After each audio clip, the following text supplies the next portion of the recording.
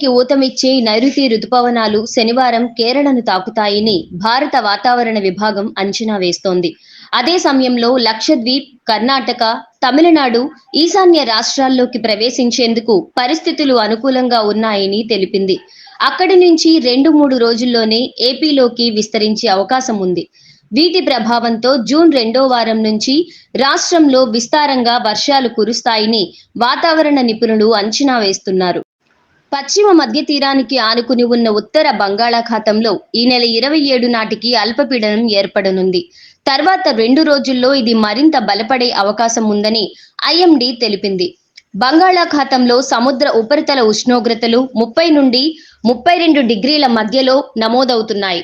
ఈ ప్రభావంతో ఈ నెల 27న పలు జిల్లాల్లో భారీ వర్షాలు కురవచ్చని ఐఎండీ పేర్కొంది. సముద్రం అలజడిగా మారిన నేపథ్యంలో ఈ నెల 27 వరకు మత్స్యకారులు సముద్రంలో వేటకు వెళ్లరాదని వాతావరణ శాఖ హెచ్చరించింది.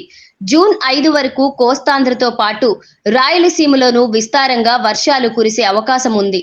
శనివారం అల్లూరి సీతారామరాజు, పార్వతీపురం, మన్యం, తూర్పుగోదావరి, డాక్టర్ బిఆర్ అంబేద్కర్ కోనసీమ, కాకినాడ, ఏలూరు జిల్లాల్లో పిడుగులతో కూడిన ఓ మోస్తారు వర్షాలు, అనకాపల్లి, పశ్చిమ గోదావరి, ఎన్టీఆర్, రాయలసీమ జిల్లాల్లో తేలికపాటి నుంచి ఓ మోస్తారు వర్షాలు కురవచ్చు.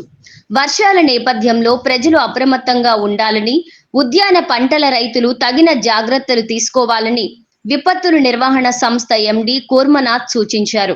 శుక్రవారం శ్రీకాకుళం, అల్లూరి సీతారామరాజు, కర్నూలు, తిరుపతి, వైఎస్ఆర్ జిల్లాల్లో తేలికపాటి నుంచి మోస్తారు వర్షాలు కురిశాయి.